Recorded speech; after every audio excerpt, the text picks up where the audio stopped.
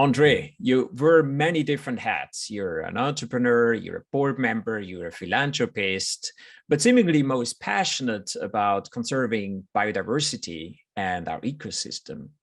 Please take us back and share what got you on your mission. Well, thank you very much, Marius, and thank you very much for inviting me to talk to your members. I'm very flattered and honored that I should be able to do so. It's important to sort of remember a little bit my family history, or perhaps even my personal history. My father was a zoologist who was very interested in nature, and he left Switzerland very early on and moved into the Camargue, which is the delta of the Rhone delta, the delta of the Rhone, sorry, where he embarked onto bird studies. That was really what he wanted. And I grew up there. To a certain intensity. I was in touch with nature in the broader sense from a very early age. And so this idea of trying to do something for nature and realizing that nature was suffering became quite important. I'm 63. When I was born, there were 3 billion people on the planet. There are now 7.5. All this growth did not happen without certain influence on nature. And so I thought it was important for me to be able to really understand how we can protect nature. Now, my father was a conservationist in the traditional sense. His focus was on species and his focus was on areas. So if you want a model, I would think of something like flamingos and the Rhone Delta, or although he didn't work there, the tiger and the Amazon, or things like this, And this was very much the first reaction of humanity towards nature loss. We need to do something to protect these beautiful places. Today, I think we've gone a little bit further, and we have realized that this is not just a question of beauty, although it is, of course, beautiful. It's a question of trying to maintain the planet that we depend on. And I think that we will have an opportunity to talk a bit more about this later on. But what I wanted to say is that focusing on the biodiversity became quite apparent after a couple of years of doing precisely the same sort of work that I've just described. I took over the foundation, the philanthropic foundation that my family set up and that my father started about 15 years ago. And we embarked onto exactly that sort of project, protecting species and protecting landscapes. And then you realize after a while that despite all the best effort and some sizable amounts of investment, you do not really move the needle. The root causes of the pressure on nature, on biodiversity, on climate, on a number of other things, is not just because of the overexploitation of natural resources. It's mostly because humanity, the root causes is the need for short-term profit maximization. And so we need to start thinking in systems and not just in species. And that was one of the main reasons why I decided to not get involved just into the traditional way of doing nature conservation, but to focus more onto nature as a resource, as nature biodiversity, natural systems, and in particular to try to do some science-based conservation based on our input. Yes, you already touched a lot of topics I would like to have a closer look at the later stage. But before we go there, we spend a lot of time indoors, most of us more than any other generation before us, and we may be a bit out of touch with nature. Can you remind us why biodiversity matters to all of us and ultimately the health of the ecosystem? Well, Maurice, I find it very interesting that you have to ask the question. For me, it's been some sort of absolute obvious thing. We are living on a planet. It's just one planet. I know that some Californian visionaries think that we can go and live on Mars in the near future. I don't see that happening fast enough, and I don't think it would be a very attractive opportunity anyway. We have a planet. We need to look after that planet. Our system, our life needs a support system, and nature is that. Nature is the life support system on Earth. This is a definition that David Attenborough gave us, and I think it's a very good one. We are dependent on a number of issues. The World Economic Forum publishes some work, some research on these issues, and at the last time we had a physical meeting in Davos in 2019, we published a statistic saying that half of the world GDP depends on nature. Well, I would question that because, to my understanding, 100% of the world GDP depends on nature. We would not survive very long dysfunctional nature. We have just one planet. There are planetary boundaries which we are crossing quite regularly, and this is something we should be looking at. What can I give you as an example? We have lost, according to WWF, over the past 40 years, 60% of invertebrate species on the planet. 60% of species have been lost. Now, this is not like a change in a system. This is a loss, a net loss. Nobody comes back from extinction. Extinction is forever. And has our standard of life increased dramatically since the 80s? No, not really. The big push for prosperity on the planet has been done since the beginning of the Industrial Revolution, and it started plateauing around 1980.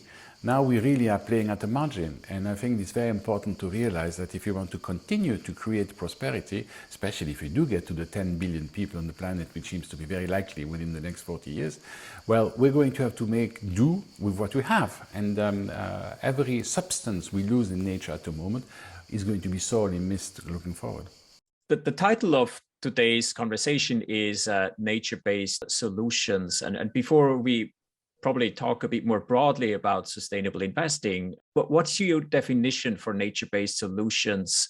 And can you give us maybe a specific example? Yes, of course. There are a number of ways of defining it.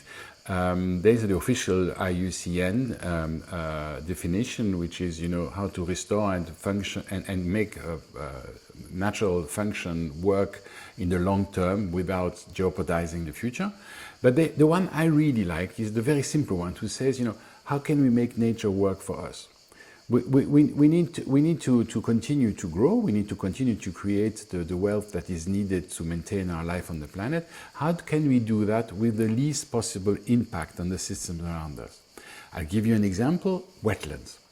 I chair an institute based in the Camargue called the Fondation Tour du Valat, where we look at Mediterranean wetlands, at their reasonable use and at how they can be restored when needed. Now, wetlands for a developer is an absolute dream because they're flat. They're flat, they're wet by definition, and they're full of mosquitoes, and people don't like them. So when you go there, you just drain them, and after you drain them, you can do rice or any other crop on it very easily. However, you are taking out of the system a fantastic tool in the water cycle management. Wetlands store water, which is important in times of drought. Wetlands can absorb big masses of water very quickly, which is even more important in terms of flooding. And wetlands also, with the reed beds, have a purifying capacity. So if you want to have the right quantity of water at the right time, at the right place, in the right quality, they are incredibly helpful to do this sort of thing. And for me, this is the ultimate nature-based solution. If I have a choice between a retreatment plant or a reed bed, I think I would prefer the reed bed. It's cheaper, it contains more species, more biodiversity, and it's not so expensive to run on a daily basis. Often it has the same sort of results. It requires more space, and that's the limiting factor of it. But you need to always realize that water is a resource that is not something that you mine. There is a water cycle. It comes back, and so we need to manage it. And managing it with a nature-based system like a wetland strikes me as being more important than using some technology or some new brand idea or some dominating attempt at trying to pacify nature in order to make it serve humanity. But the nature-based solution, which everybody talks about at the moment, is, of course, planting trees. Planting trees will absorb carbon, which will have an impact on climate. And so there are projects everywhere. I see things passing my desk every day about where can we restore forests, how can we plant trees, how can we absorb carbons, and how can we make sure that we can balance the emitting capacity of our industries with absorption of carbon. I mean, it's a good idea because it invests money into nature, but in the long run, we won't be able to compensate. We will have to reduce carbon emissions, but maybe that's something we can discuss later. Yes, absolutely. The investment world came a long way over the last 5 to 10 years. Maybe ESG became an important component along the investment process, and something investors adopt in their language and in their investment focus. I saw that the UN published their State of Finance for Nature report earlier this year. And they pointed out in order to meet the climate change, biodiversity, and land degradation targets, investments in nature-based solutions need to triple by 2030. So that's less than 10 years. What are the main areas from an investor's perspective of growth? Where do you see the greatest potential for capital to meet opportunities? So I'm going to sidestep the question slightly. I think that what we need to do, what we need to think about is what is the point today of investing unsustainably? We need to change the focus of our investment targets. We are not here just to make a short-term maximization of profit. We're here to create value in the long term. Now, how do we do that efficiently? We do that efficiently if we change our accounting principles. At the moment, we measure only one capital, which is the produced capital. This produced capital is the result of human, social, and environmental capital. And if we really want to understand how we can invest for the long term, we need to understand the dependencies between these different buckets and how we can make sure that they work out properly. I would argue that any investor who today invests on a time horizon of less than 20 years is not only cheating the world, but also fooling himself, because it's not going to work, because we have reached that plateau we were discussing before. Since the 80s, creating value has become much more difficult. You have pockets of innovation, of course, and that's always welcome, and it's even very important. But the general system will only create value in the long term if it looks at long-term sustainability. So I would even argue that sustainability today is an absolute prerequisite. Either the investment will be sustainable or it will not exist after a couple of years. My thoughts are still stuck a little bit on investment content and how to attract capital, because I also understand there's a huge funding gap. The same UN report pointed out that until 2050, about 4.1 trillion of capital is needed to meet the objectives. And that's about 6 times the GDP of Switzerland alone. And there's limited capital available. I mean, we know that fiscal spending is mostly focused now on getting us through the pandemic. And I also read that only about 14% of flows into nature-based solutions are private capital. So how can this funding gap be closed? And what I find striking is that about half of that funding gap today sits already in private equity funds. This capital has been committed, but sits there in form of dry powder, completely idle.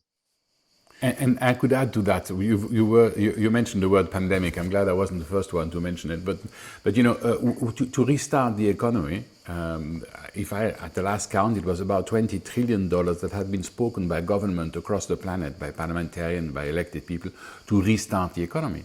Now, there is an easy way of changing the agenda. Just make sure that there is some green conditionality. If you build a bridge, well, make an impact assessment before you do that bridge. If you build if you invest into some sort of social system, make sure that you introduce some element of sustainability into the criteria that you're going to use to expend this money. So, the greening conditionality of this injection of capital into the economy is a once-in-a-lifetime opportunity to really change the game. And each one of these dollars spent into a sustainable infrastructure will be more resistant, more resilient when the next crisis comes. And I think that a number of people are aware of this. I'll give you an example, a very simple one. In Germany, Lufthansa went, of course, nearly bankrupt when everybody stopped traveling. So the government, with the help of the EU, spoke a bit of money to Lufthansa, and I don't know the numbers, but it must have been quite consequent, in saying, well, there's only one conditionality. You don't fly between Munich and Frankfurt anymore, because you have a very good ICE system. It works as a train. If you want to reach the Paris Accord targets in climate targets, in other words, reducing our CO2 output, you shouldn't be flying between the two, because there's no need for doing that. And that's a typical example of how you can build something long term. It's public money, but it serves the general purpose, and it's just using the instruments that are available. So I don't think we need to be particularly creative. We just need to be defining success in a different manner. I come back to my idea about accountancy. As long as we just look at what the produced capital is, as long as we just measure the difference between what it costs and what we can earn out of it, we are missing all the impact conversation. And ESG is about reporting. It's not so much about decision making, but when I make a decision, I want to make sure that the impact of my decision is a positive one for the system. In the past, I didn't sort of care too much. When I wanted to construct a factory, I looked at net present value, I looked at discounted cash flows, I looked at residual values, but I didn't look at the impact it would have on the local community, on the talent that works in the area, and also on the natural system. So what we really do need is a new way of measuring success. And success is not just financial success, success is impact, positive impact. To be able to manage impact, you need to be able to measure it. And what we are deeply in need of is a new accounting system. It's happening. Lots of people are talking about it. And I think that could be a major advance into the whole conversation about long term. The impact measurement can be looked at in many different ways, and at the moment we have too many of these measures, but these things have to unite. And I know that in my peer group, an awful lot of people are very keen to see us find an industry-agnostic measurement system which will allow us to really contribute to society by looking at the impact we're having, and not just by the creation of money. The 1970 something Prize Nobel in economics, Milton Friedman, the business of business is business. Companies make money and they reinvest the money into society through salary and taxes, and then society deals with the externalities. Well, it's time for us to include these internalities. We need to internalize the externalities. I'll get that, and that we will only be able to do if we can measure them. Absolutely. No, I fully agree, because at the end of the day, the financial industry is driven by financial incentives, and that's what mostly matters still to capital owners, right? It's the financial return and not necessarily the impact they have. Have you seen successful ways to internalizing? So what we really need is to contextualize this. We need to make sure that impact becomes part of financial decisions. So we need to make this financial conversation relevant to impact. When we get in a society like we have now, where employees of big corporations are finding it more and more difficult to work for a company which doesn't have a clear defined purpose. At Roche, our company, we do today what the patient needs tomorrow. We are working for the patient. We're not working for the shareholders. We're not working for the banker. We're working for the patient. And the people who come and join and work with our company are people who are not there because they just choose a name in the list. They're there because they want to make a contribution to what we're doing. So employees. Customers are more and more asking, what are you selling to me? What sort of thing does it look like? I mean, in the case of pharmaceuticals, of course, you don't really have a choice. The doctor decides. But in consumption good, the question, what is it that I'm buying and what impact does it have, comes more and more. The banks, who is lending money to fossil fuels company nowadays? I mean, perhaps some of the banks which are in jurisdiction where they don't really have to publish too much, but at least in Switzerland, Credit Suisse has been singled out for lending money to coal companies, and it's been a really serious problem for them in their retail business because customers are complaining about it. You add to this the youth. Everybody under 20 it just doesn't take any excuse anymore. It's civil disobedience all the way. So you can see that all these things together signal a shift. It's more and more difficult to make business just based on financial numbers. No, clearly that trend is visible, but we're clearly also early stages. Let me just still go back to specific investment content. You mentioned the IUCN earlier, the International Union for Conservation of Nature. Together with partners, they launched a first-of-its-kind private sector-focused nature conservation accelerator fund last year. You may be familiar with that. If you want, you can talk about that or anything else you have seen that is interesting, that is actually an investment opportunity for private capital, and maybe talk a bit what you think is ahead of us in the near future. So I find it very interesting that we are talking about this example in particular because it's an attempt at the NGO world to sort of talk the language of business. And I welcome that because I think we should create bridges between business, private value creation, and public opportunities. I think that the situation we described before about the green conditionality to public monies is something that for me has a very important significance long term. We will not be able to restructure the economy, we will not be able to create a resilient system if we do not have a true public-private partnership. So not a system which is based on the private sector trying to use loopholes in regulation in order to increase their profitability, or the public sector saying, oh damn, these damn companies are constantly trying to roll us into the flour. What we really want is to continue to create value. What we need to do is a real togetherness, and we need to look at this with humility going forward. There is no investment today which can only be focused on short-term profitability. That's just no longer appropriate. I know I sound a little bit like if I'm breaking the same bottle every time, but there is something there which doesn't have the support of people anymore, and that for me is a simple thing to do. Okay, if the IUCN wants to use an accelerator and is using the vocabulary of a private bank to move into nature, fine.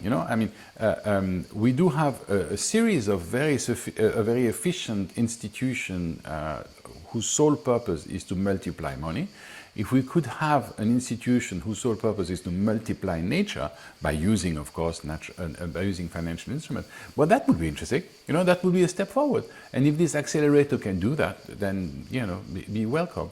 I have this sort of dream of at some stage creating a private bank, a sort of a Goldman Sachs or a Morgan Stanley, only focused into magnifying and amplifying nature. The results for us would be enormous. We would have if you look at new economists, they're writing more about happiness and togetherness rather than just financial movements. The GDP is inappropriate to measure human activity. The success of a company which is financially successful but which destroys its social or human capital is not going to be a very long-standing one. And we have examples, I don't want to name anybody, but there are things happening in that respect which deserve attention. So I welcome attempt at trying to use the tools of finance to be able to have an impact, a positive impact on nature, but I really do think that we should meet in the middle somewhere. Unfortunately, Wall Street still works very differently. Quarterly numbers are very important to shareholders. You mentioned rush before. Mm-hmm. What kind of advice would you give business owners, and most wealthy families are business owners in a way? How can they incorporate this long-term thinking into their entrepreneurial activities? Well, we're coming back to the same issue of impact measurement. You can only manage impact if you measure it properly.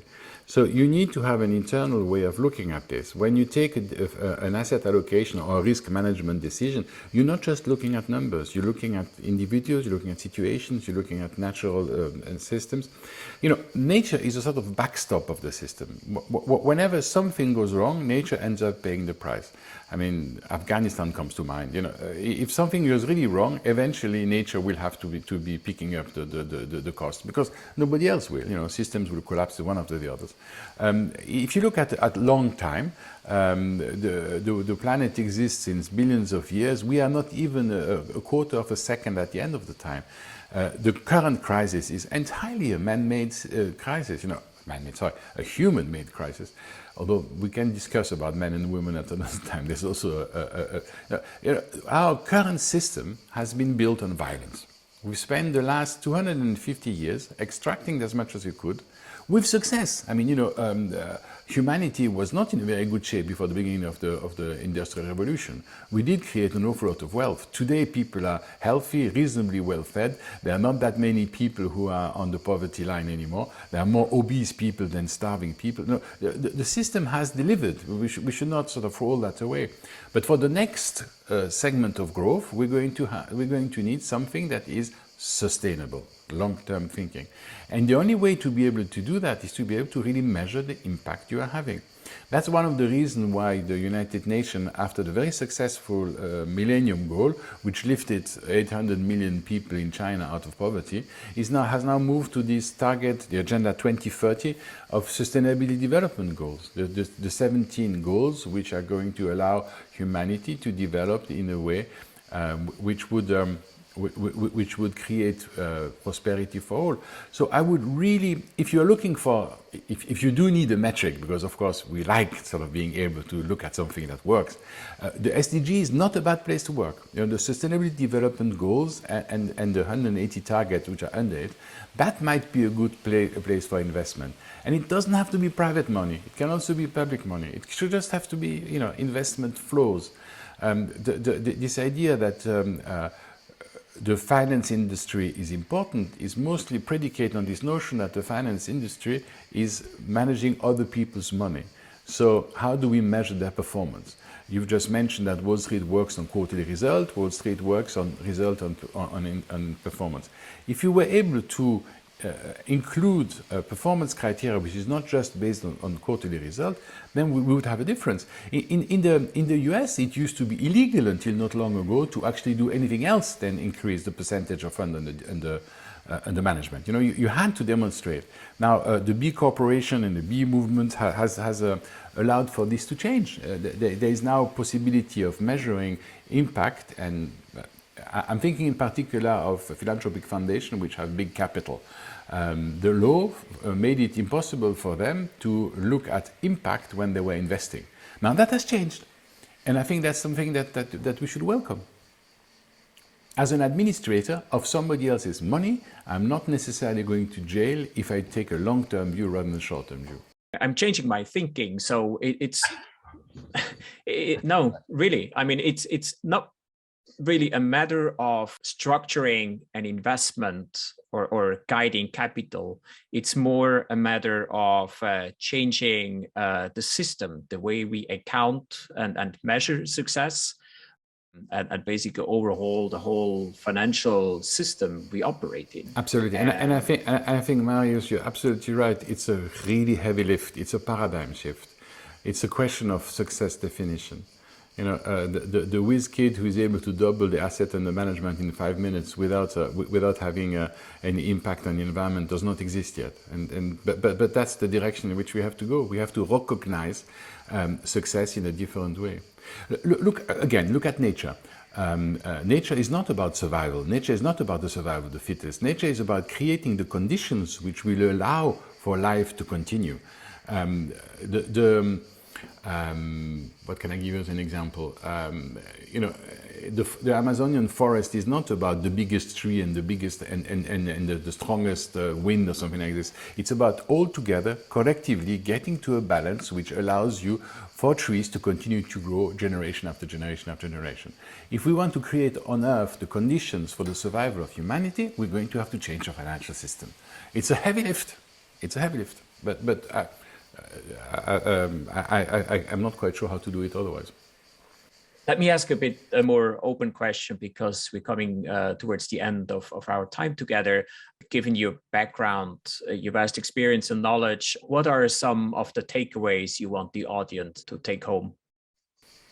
Well, for me, the really fundamental thing that we need to understand, in fact, there are two sort of messages. One is this notion of saying short-term.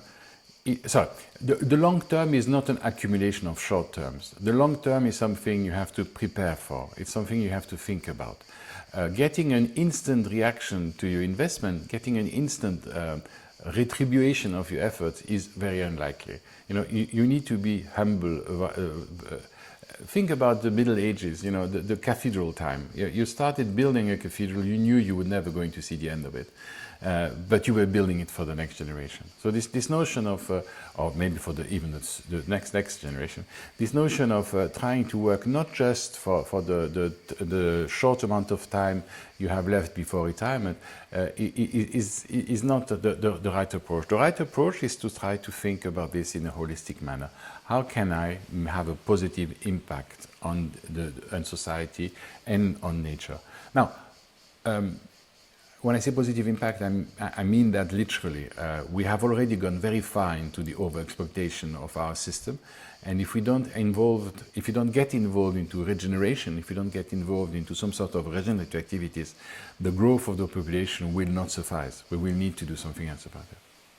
Now, if I translate that into behavior, into attitude, I think the thing we have really learned from the pandemic is that our current system is not resilient. You know, we've been talking about Anthropocene. Humanity dominates the planet. We have taken the planet and we have made it our own, and now we are making it work for humanity. Well, guess what? A small virus, something which does not even exist without a host. It's not even a form of life because it dies if it doesn't have a host, has succeeded in putting us all on our knees. It's destroyed us. You know, 2 years without any activities to talk of, about social activity. I'm talking at the screen rather than being with you. You know, all these things are, we need complexity. We can't just go to specialists. The idea of saying, you know, pick up the low-hanging fruits, always choose the solution that brings us the maximum benefit, you know, behave like Homo economicus, the one who only decides on his own profit maximization. Well, that's not reality. We all know it's not reality. When you see the amount of unpaid work that keeps our society together, you know that GDP and financial flows are not the way of doing it. I mean, our partners who have looked after our children, completely unpaid. You know, there is cohesion in humanity. There is a possibility of inventing a new system which in the long term will be efficient. So my plaidoyer would be to say, my advocacy would be to say, let's favor complexity, let's embrace complexity, let's not try to simplify everything. We want people who are agile, but also in particular, let's collaborate. Because if we don't work together, we're not going to get out of this. So we need to stop this notion that simplicity will allow us to dominate, that we can simplify the system to the point where we will always be right, and we have to rotate towards a place where we can, together, public, private, among humans, together create a society where we can continue to create the prosperity we need for the 10 billion people going to be in some years. And, you know, that's a very real concept. Thank you so much for sharing your thoughts. I thank you in the name of the audience here at the Generations Conference 21, but also the CFA Society Switzerland. Before I let you go, what are some of the resources you find helpful to inform capital owners and really help all of us to contribute to the heavy lifting that is required? So the University of Zurich is doing a very interesting program for family office investment in sustainability and in impact. That could be a solution, but there are numbers of issues coming up. My wife and I started an institute at INSEAD, which we call the Global Institute for Business and Society, and we're trying to sort of introduce sustainability in what the business schools with an S, because it's not just reserved to INSEAD, is doing. You know, this notion that an MBA today comes out of the class with a single what's the word? A single objective to increase shareholder value. You know, that's not appropriate anymore. If we want business to be part of the solution rather part of the problem, we need to change the curriculum of the MBA and look at impact more than financial flows. And so that would be a source of reservation as well. My foundation has of information as well. Sorry, my foundation has started an initiative called F4B, Finance for Biodiversity, and there's a website which I think is just F4B, if I remember well, where we try to make to